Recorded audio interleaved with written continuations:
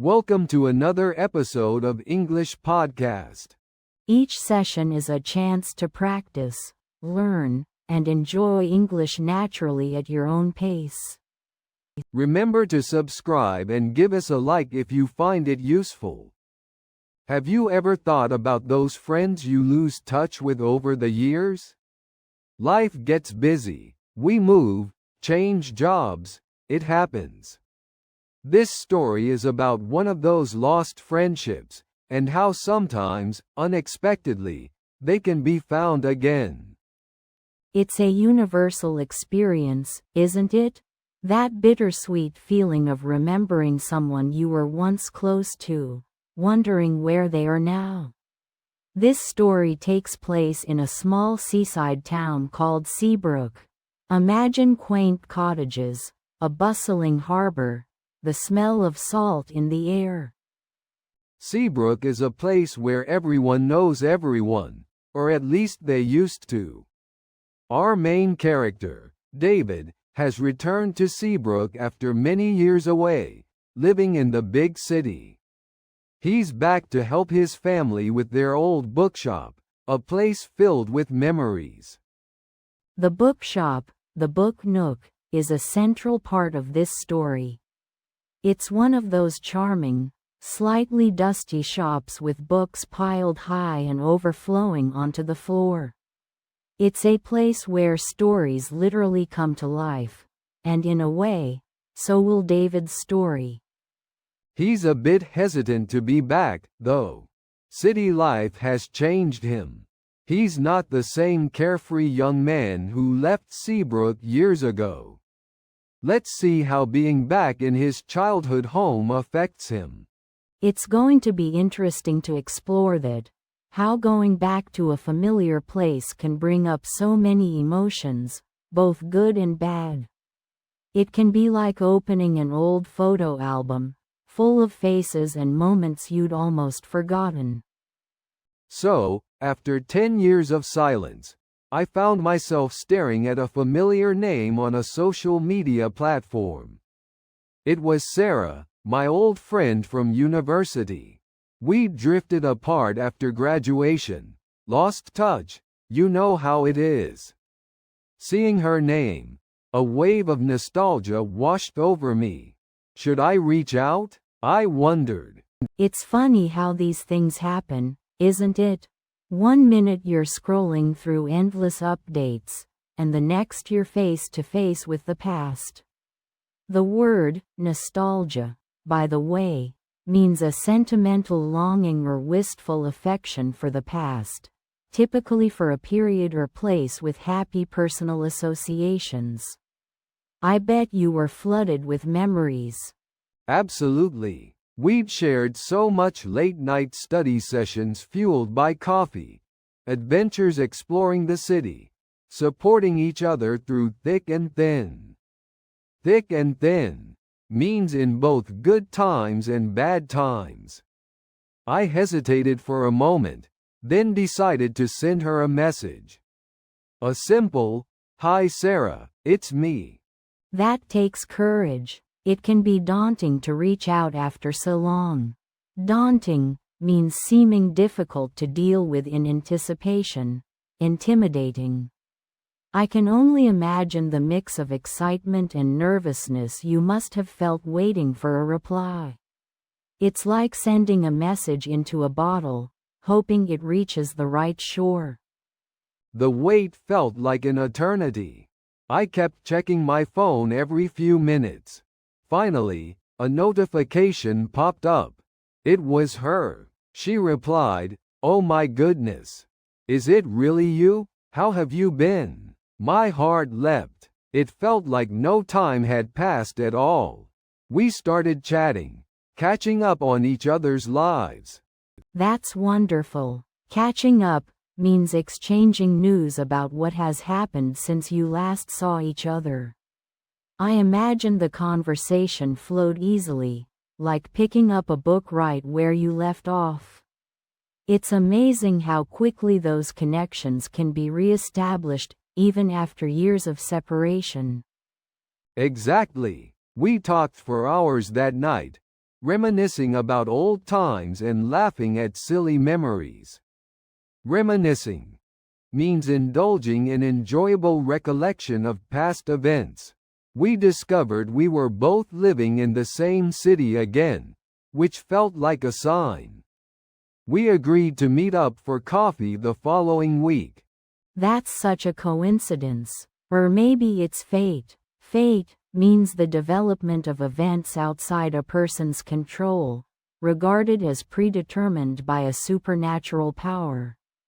I'm sure you were both looking forward to seeing each other face to face after all those years, rekindling that old friendship in person. Rekindling means reviving something that has been dormant, inactive for a while. So, to quickly recap, we have Amelia, who moved away from her childhood town years ago. She's now back to visit and stumbled upon an old photo album, bringing back memories of her best friend, Leo.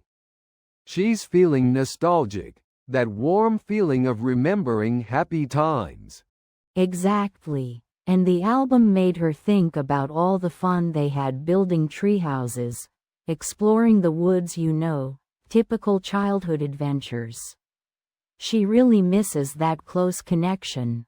And she's decided she wants to find Leo again, right? Reconnect with that part of her past.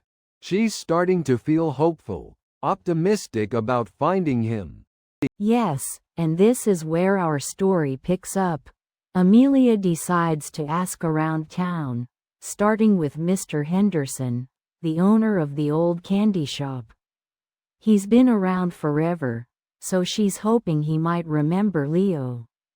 She's a bit apprehensive though, nervous about whether he'll even remember her, let alone Leo. Good use of the word, apprehensive. It means slightly worried or anxious.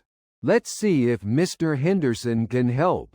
He's kind of a local institution, a well-known and respected figure in the town. Definitely. He's seen generations grow up in this town, so he's like a walking, talking history book. Amelia walks into the shop, the bell above the door jingling merrily. The air is thick with the sweet aroma of chocolate and caramel. She takes a deep breath, trying to calm her nerves. She spots Mr. Henderson behind the counter, his hair even whiter than she remembers. She approaches him hesitantly. Mr. Henderson? It's Amelia, Amelia Clark. She holds her breath, hoping the name rings a bell. The word, hesitantly, means she's a little unsure, a little shy about approaching him. Mr. Henderson peers at her over his glasses. His eyes, though aged, still twinkle with kindness. A slow smile spreads across his face. Amelia Clark, my goodness, it's been ages. You've grown into such a lovely young woman. Relief washes over Amelia. He remembers her. It's so good to see you, Mr. Henderson, she replies, a genuine smile lighting up her face. She feels a surge of hope. Maybe he can help her find Leo after all. What brings you back to our little town? Mr. Henderson asks, dusting off a jar of brightly colored candies. He gestures to a stool, inviting her to sit. Amelia gratefully accepts. Now comes the tricky part, asking about Leo. She explains that she's trying to find her old childhood friend, Leo Maxwell. She describes him, hoping the details will jog Mr. Henderson's memory. She talks about their adventures, their shared love of the woods behind their houses. As I walked into the cafe, I scanned the room, trying to spot Sarah. It had been so long.